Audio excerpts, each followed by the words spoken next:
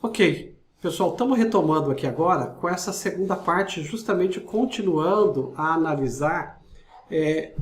A gente terminou a primeira parte ali, que eu fiz a apresentação, com essa pergunta de vocês, tá? Quais diagramas que eu vou utilizar para fazer a arquitetura do software? Vai depender muito, cada situação, cada problema, né, que você está resolvendo pode exigir de você diferentes diagramas. Aqueles que eu mostrei, naturalmente, são os mais usuais. Na maioria das arquiteturas se utiliza. Eu vou agora no documento da documentação aqui do Matrix, que eu estou usando como exemplo, eu vou fazer uma alteração aqui para a aula de hoje, colocando para vocês o seguinte. Esta versão que estamos atualizando, hoje, dia 6 de 4 de 2020, vamos chamá-la de versão 1.01.02, e o objetivo dela hoje é inclusão de diagramas nos demais diagramas das visões. Eu vou chamar aqui, ó, das visões.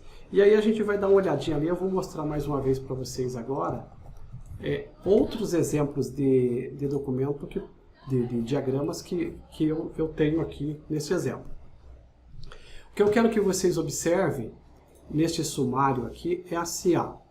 Talvez o exemplo que eu coloquei para vocês, ele esteja um pouco invertido, mas eu acho que essa visão, essa estrutura que está aqui, ela é bem interessante. Então, primeiro, a visão de caso de uso aparecer primeiro do que as outras visões. Isso é muito importante porque a visão de caso de uso é aquela visão que representa as funcionalidades que o usuário quer do sistema. E aqui a gente está falando das funcionalidades mais importantes, porque assim, como é que o usuário quer interagir com o sistema. Então a visão de caso de uso vem primeiro.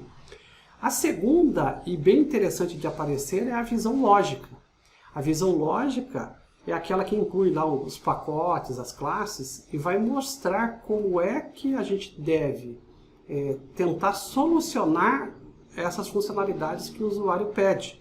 E aqui ainda nós estamos falando de uma visão muito focada no aspecto de negócio na visão lógica. Quando a gente já tem aqui a representação lógica, agora sim nós podemos passar para a visão de implementação, que é aquela visão que nós queremos entregar para o programador, para o desenvolvedor, para que ele consiga desenvolver o software. Só que se vocês olharem na documentação que eu tinha passado para vocês, a visão de processos estava antes. A visão de processos tenta mostrar como é que os processos dentro do software funcionam. Daria para ficar também, mas eu particularmente gosto mais dessa sequência, que é a visão lógica primeiro, depois a visão de implementação, e aí sim, a visão de processos e, por último, a visão de implantação, como é que você vai distribuir esse software. Então veja que essa estrutura aqui é a estrutura que está no meu documento por enquanto.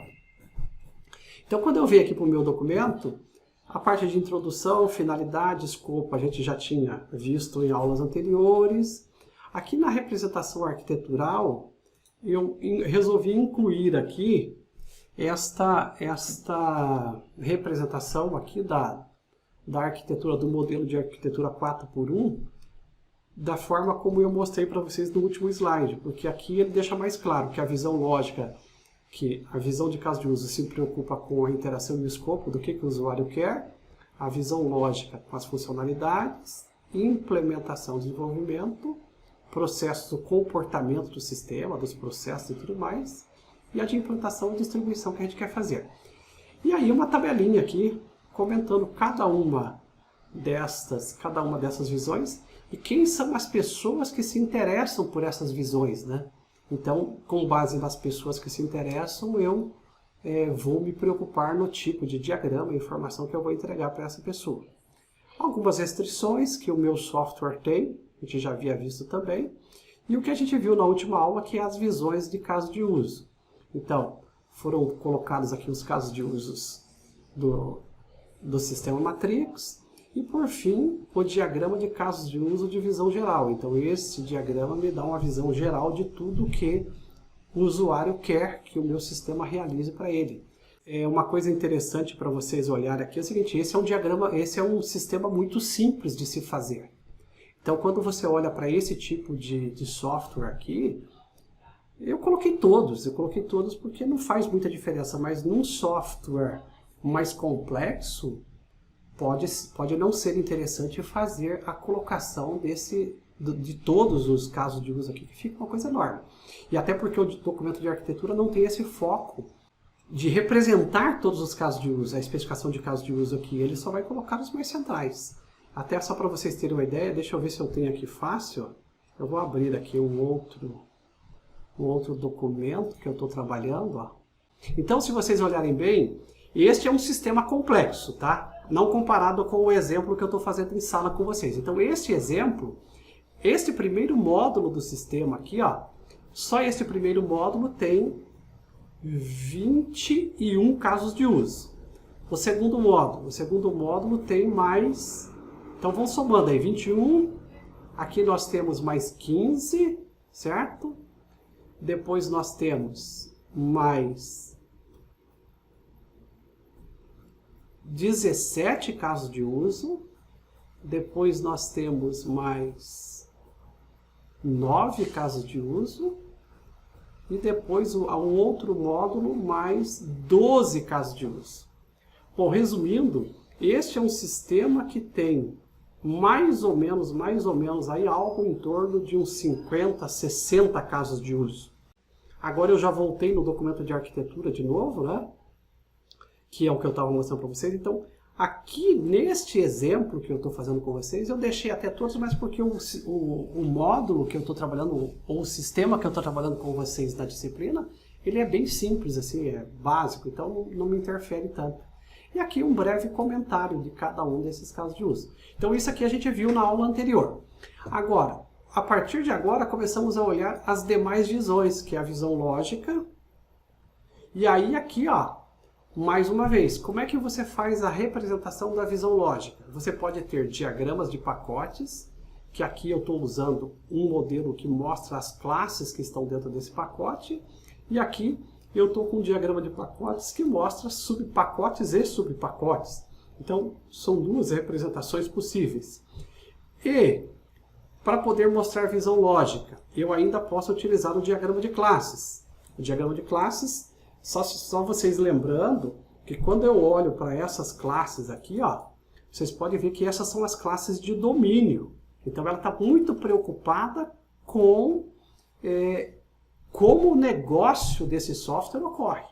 Aqui ele não está preocupado com o aspecto técnico desse sistema, ele está preocupado como ocorre o negócio.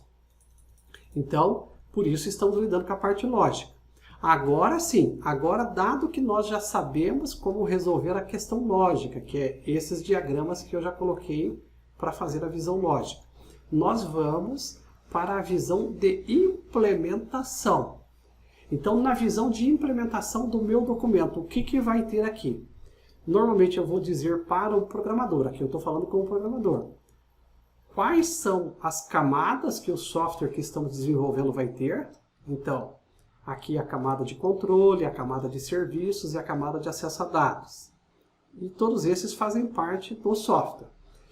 Dependendo, eu coloquei um outro exemplo aqui, dependendo de como você escolher, principalmente o pessoal que trabalha aí com ASP.NET MVC, por exemplo, então talvez você não queira representar em camadas, assim, igual o Spring mostra.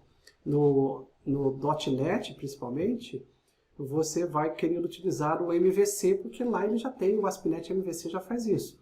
Então no MVC você tem o Model, que é o M, View, que é o daí, MV, C, que é o controller, para você ter um sistema de arquitetura interna do software no modelo MVC. Então, o programador tem que saber se você escolheu trabalhar em camadas lógicas, igual eu estou fazendo aqui, ou se você resolveu trabalhar no modelo MVC, para que ele saiba como é que ele vai implementar isso lá na hora de programar. Então, as camadas lógicas da visão de implementação vão ajudar o usuário nisso, né, o programador nisso, tá? Ajudando ainda o programador, você pode dizer para ele quais são os componentes. A gente já viu lá naquela apresentação que cada componente desse pode ter um conjunto de classes dentro dele. E ele vai representar então aqui como que esses componentes interagem. E aqui você pode também ter classes que representam as camadas lógicas, né? Então ele está mostrando aqui que você tem um controlador através de uma classe, um DTO, que é um componente para transferência de dados, né? Um repositório para gravar ou para buscar uma entidade no banco de dados. Então ele também tem como representar essas camadas lógicas, mesmo utilizando os diagramas de classe. Mas esses diagramas aqui, esse diagrama aqui, na verdade, a gente chamaria ele de diagrama de componentes, porque ele já está mostrando um pouco diferente a arquitetura do sistema. E eu ainda posso, dentro da visão de implementação, veja que eu estou aqui na visão da implementação. Eu posso ainda, para simplificar a vida do desenvolvedor, fazer um diagrama de sequências que representa as camadas lógicas. Então, eu diria para vocês assim, pessoal, quando eu vou programar, se me derem este diagrama aqui, que é o diagrama de sequências das camadas lógicas, se me derem este diagrama com essa comunicação, o ator interagindo com tal interface, mandando mensagem, pode ficar tranquilo que isso é tudo que eu preciso para programar. Então, na minha concepção, o diagrama de sequências é o documento mais completo que nós podemos produzir, o diagrama mais completo que a gente pode produzir para entregar para um programador desenvolver código. Então, sempre quando você faz isso aqui, você já está praticamente programando para o programador, né? Então, com isso a gente fecha aqui a visão de implementação. Visão de processos a gente já viu lá na apresentação. Normalmente um diagrama de atividades que mostra como isso vai acontecer. E isso pode ser representado também numa visão mais ampla, que é como esses processos ocorrem dentro de uma arquitetura de camadas. E por último, a visão de implantação, que vai descrever aqui uma coisa importante, que é a parte de distribuição, só que com um outro viés. Então veja que aparece mais uma vez a palavra camadas aqui, ó. Tá vendo? Então veja que aparece camadas físicas. Só entendam uma coisa, pessoal. Aqui o objetivo não é mais representar aquelas camadas lógicas que a gente viu lá na descrição de implementação. Aqui é representar camadas físicas, ou seja, nós estamos muito mais preocupados que vai ter um computador aqui, vai ter um outro computador aqui, e vai ter um servidor lá, um outro computador com um servidor no banco de dados. Então o que queremos aqui é representar os componentes físicos, o mecanismo de comunicação entre um outro, se é TCP/IP, igual está aqui, ó. Então o objetivo principal, quando a gente chega na visão de implantação, é descrever essa questão física. Aqui é a mesma coisa. Embora ele coloque em camadas aqui para mim a infraestrutura, a ideia aqui é muito mais clara. Deixar claro que isso aqui estaria num servidor, talvez até descrever qual é o servidor que vai estar aqui, ou num PC, ou num notebook.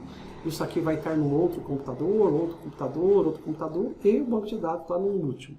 Então, a ideia é mostrar a visão geral. Pode ser feito também desta forma aqui, ó. Então veja que isso aqui é muito parecido com um diagrama de componentes, ó. Mas ele está dizendo que isso aqui é um servidor de banco de dados. Um servidor Java Enterprise, utilizando o JBoss aqui.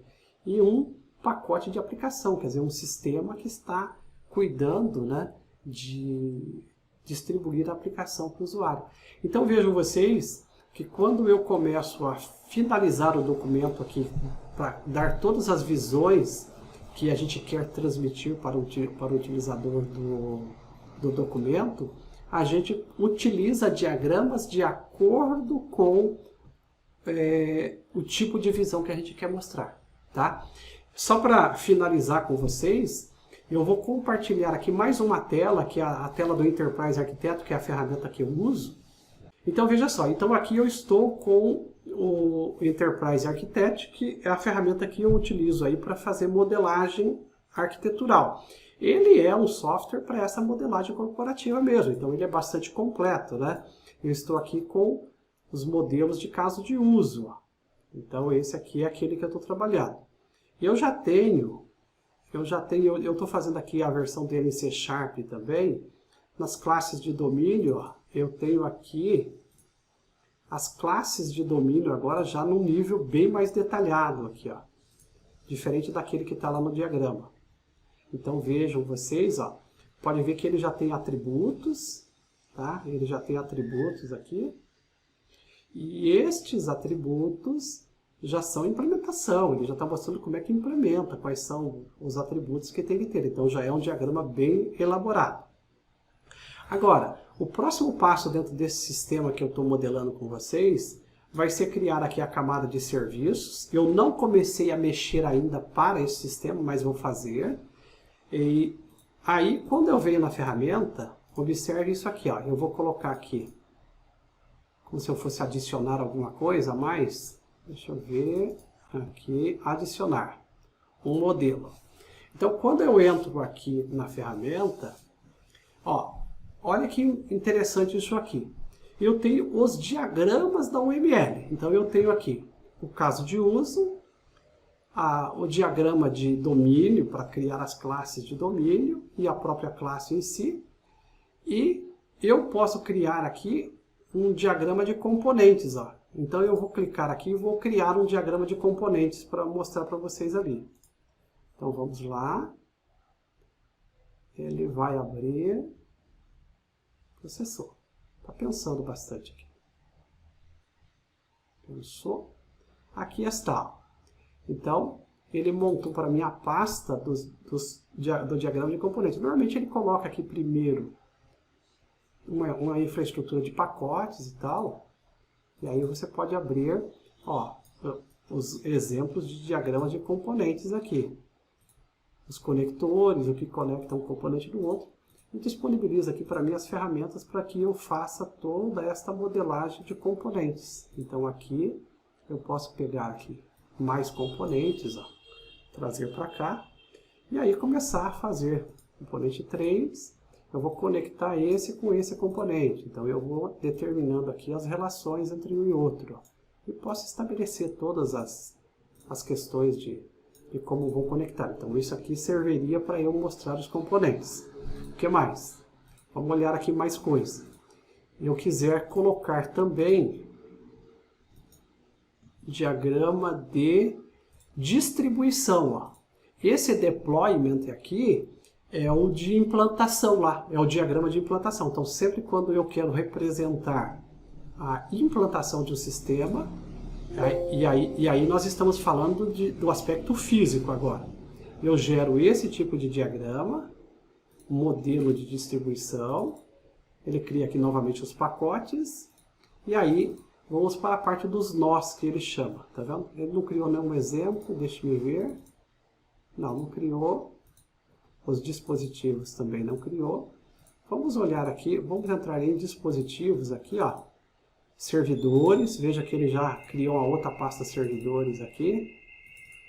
E aí é óbvio, quando eu faço isso, eu posso começar a utilizar aqui então os componentes, ó. Device 1, servidor de banco de dados. Eu poderia colocar todas as descrições, não vou fazer agora que não é esse o objetivo, mas é o servidor de banco de dados. E aí eu vou ter o 2, servidor de aplicações. Então aqui é onde eu vou instalar o meu software literalmente. Posso estabelecer a comunicação que ocorrerá entre um servidor e outro. Ó. E assim a gente vai montando toda essa infraestrutura que precisa para a implantação. O que mais? Adicionar modelos. E aí, olha aqui embaixo, ele tem algumas extensões, a parte de requisitos e tudo mais. Mas veja que ele tem uma outra coisa chamada views aqui, ó, que são as visões. Então, visão de requisitos, visões de análise, visões de caso de uso, visões dinâmicas, que é essa parte mais comportamental, visão lógica. Essa visão dinâmica seria a visão de processos, tá? A visão lógica, a visão de componentes, a visão de distribuição e a visão de testes. A gente tem até mais algumas visões aqui. Então, Com isso aqui, eu praticamente mostro para vocês o que a gente tem do ponto de vista de arquitetura como arsenal ou ferramentas para a gente poder modelar e fazer a representação dos componentes de arquitetura num documento de arquitetura.